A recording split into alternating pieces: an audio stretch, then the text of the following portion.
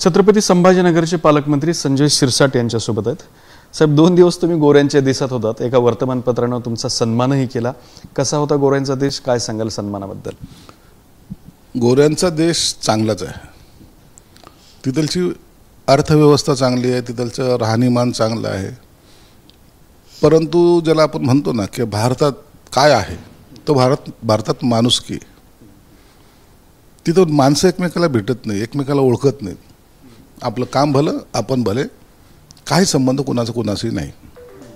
म्हणून तिथं गेल्यानंतर हे सर्व पाहायला, बिल्डिंग पाहायला चांगल्या वाटतात. तिथलचं वातावरण चांगलं वाटतं, थंड वातावरण आहे. परंतु अखेरला आपण तिथं एकटेच आहोत. मी अनेक भारतीयांना तिथं पाहिलं. ते म्हणतात साहेब 2-3 वर्षांनंतर आम्ही वापस येतो. म्हणजे पैसा हा क्रायटेरिया जरी असला तरी समाधान तिथं नाही. म्हणून त्याचा परिणाम निश्चित होतो.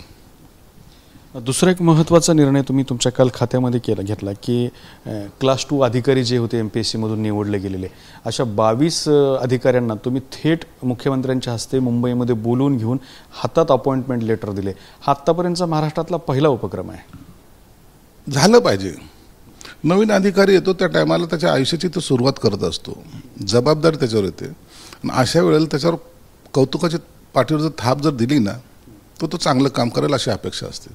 म्हणून मी काल पहिल्यांदा मुख्यमंत्री साहेबाला विनंती केली, त्यांनी ती मान्यही केली. आणि 22 अधिकारी क्लास 2चे आहेत, ते MPSC पासआउट झालेले, त्यांना आम्ही नियुक्तीपत्र दिलं. प्रत्येकाच्या चेहऱ्यावर एक आनंद होता आणि त्यांचा एक कॉन्फिडन्स होता. ते म्हणे साहेब आम्ही ह्या डिपार्टमेंटमध्ये अत्यंत चांगलं काम करू. एक ऊर्जा द्यायचं काम आमच्या डिपार्टमेंटने केलं. मला वाटतं हा पायंडा पडला पाहिजे. नवीन अधिकाऱ्याच्या पाठीवर जर थाप दिली तर तो कदाचित भविष्यामध्ये या महाराष्ट्रासाठी, आपल्या देशासाठी चांगलं काम करेल. महाराष्ट्र शासनाचा आणखीन एक महत्त्वाचा आणि चांगला निर्णय आलेला आहे, तो म्हणजे समृद्धी महामार्ग असेल किंवा आटोली सेतू मार्ग असेल. या दोन्ही महामार्गावरती इलेक्ट्रिक वाहन आहेत त्यांना पूर्ण टोल माफी करण्यात आली आहे. म्हणजे इथून मुंबईला जायचं म्हटलं तर 1000-1500 रुपयाचा टोल बसायचा, ते एक वेगळा भुर्दंड असायचा, तो माफ होतो. किंवा अटल सेतूवरचा सुद्धा एक चांगली घटना आहे. हे बघा, इलेक्ट्रिकल वाहनांनी काय होतं, एक तर स्पीड लिमिट असते, त्याच्यामुळे आणि दुसरं प्रदूषणाचा प्रॉब्लेम चालू होतो. आणि इथंच नाही, जगामध्ये पाहिलं तर मी तर गेलो इंग्लंडला गेलो, सगळ्या बसेस इलेक्ट्रिकलच्याच, गाड्या जास्त इलेक्ट्रिकलच्या. म्हणून आपणही शिफ्ट झालं पाहिजे.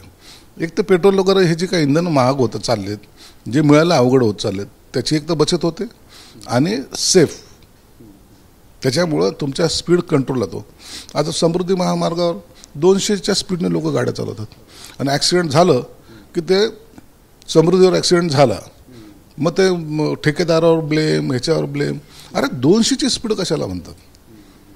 म्हणून हे इलेक्ट्रिकल व्हेकल आहे ते 100च्या पुढे जात नाही, 100-120 मॅक्झिमम. म्हणून स्पीड कंट्रोल आणि सेफ. म्हणून मला वाटतं सरकारने हा चांगला निर्णय घेतला. आता दुसरा एक महत्त्वाचा प्रश्न सध्या उपस्थित झाला आहे, ते म्हणजे रोहित पवारांनी तुमच्यावरती 5000 कोटीच्या घोटाळ्याचा आरोप केला आहे. ते म्हणतात की म्हणजे खुलं चर्चेचं आव्हान देत आहेत तुम्हाला की एका मंचावरून आमने सामने चर्चा करायचं, आणि 12 एकर जमिनीच्या, सिडकोच्या जमिनीच्या पुरावे दिलेत असं ते सांगतात. काय सांगा? अहो काय माहिती का, ह्या लोकांना आता आरोप करायचाच आज सवय आहे. समोरच्या माणसाची 150 एकर जमीन सिडकोने ॲक्वायर केली, 150 एकर. आणि सिडकोचा जे नियम आहे 12.5% त्यांना परतावा देण्याचे, हे काही हाताचं नाही झालेलं आहे. हे विधी न्याय विभागाने अभिप्राय दिले वगैरे सर्व झाले, तरी आणखीन त्यांना जमीन आम्ही पूर्ण दिलेली नाही. यांच्या आरोपावर आरोप सुरू आहेत. आमच्या सिडकोच्या अधिकाऱ्यांनी त्याच्यावर आता स्पष्टीकरण दिलं, प्रेस घेतली. आणि मला काय म्हणायचं, तुम्हाला जर आरोप करायचे आहेत ना, 5000 कोटी काय कुठून रक्कम काढतात हे लोक? तुम्ही जा ना, त्या ऑफिस आहे, सरकारी ऑफिस आहे, ते माहिती घ्यायचा अधिकार आहे तुम्हाला. लोकप्रतिनिधी आहात तुम्ही, पूर्ण माहिती घ्या ना. कोणीतरी येतं तुम्हाला काहीतरी फीड करतं. मला रोहित पवारकडून ह्या अपेक्षा नव्हत्या. हा संजय राऊतच्या पावलावर पाऊल ठेवून चालला की काय असं वाटायला लागलं. आरोप करायचे, बेछूट आरोप करायचे, हेडलाईनमध्ये यायचं. याच्याने करिअर नसतं बनत. याच्याने काही दिवसानंतर लोक तुमच्याकडं हां याला सवय आहे असं म्हणून तुमच्याकडं मग कानाडोळा करायला सुरुवात करतील, तेव्हा तुम्हाला पश्चाताप होईल. म्हणून कोणताही आरोप करताना कुणावरही, माझ्यावर सोडून द्या, पुरेपूर्ण माहिती घ्या.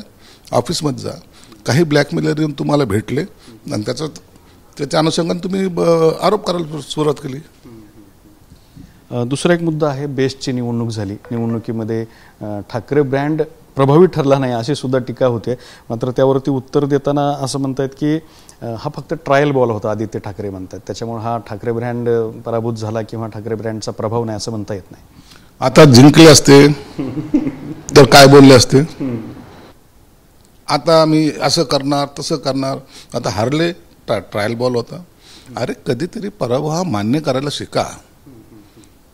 लोकसभेमध्ये थोडं जिंकले तर फुगड्या खेळायला लागले, डान्स करायला लागले. विधानसभेत हारले, बोगस मतदान झालं म्हणता. आता ह्या निवडणुकीमध्ये स्पेशल पराभव झाला, मान्य करायला पाहिजे. आपण कुठेतरी चुकतोय हे त्याने समजून घेतलं पाहिजे. म्हणून आता ही तुमच्या पराभवाची सुरुवात आहे. एक मुद्दा नाशिकच्या पालकमंत्रीपदाचा आहे. सुरुवातीला गिरीश महाजन आणि दादा भुसे यांचा वाद होता. आता त्यामध्ये छगन भुजबळांचे नाव समोर आले. छगन भुजबळांना उघड विघड विरोध सुहास कांदेंनी करायला सुरुवात केला की भुजबळांना माझा विरोध आहे, ते स्पष्ट बोलत आहेत. सुहास कांदे जरी काही बोलत असले तरी ह्याचा निर्णय मुख्यमंत्री आणि दोन्ही उपमुख्यमंत्री घेतील. पालकमंत्री कोण होईल, काय होईल, वरिष्ठ आहेत ना, ते निर्णय घेतील. मुख्यमंत्री असतील, दोन्ही उपमुख्यमंत्री असतील, बसून एक सामूहिक त्यांचा निर्णय जो होईल तो सर्वांना मान्य असेल.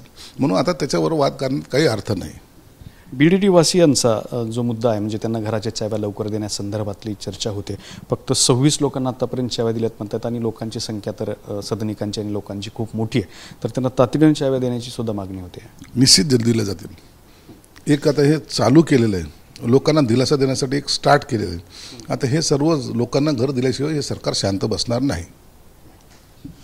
तर हे होते संजय शिरसाट. कॅमेरामन हर्षल निकम सोबत दत्ता कानवटे, TV9 मराठी, छत्रपती संभाजीनगर.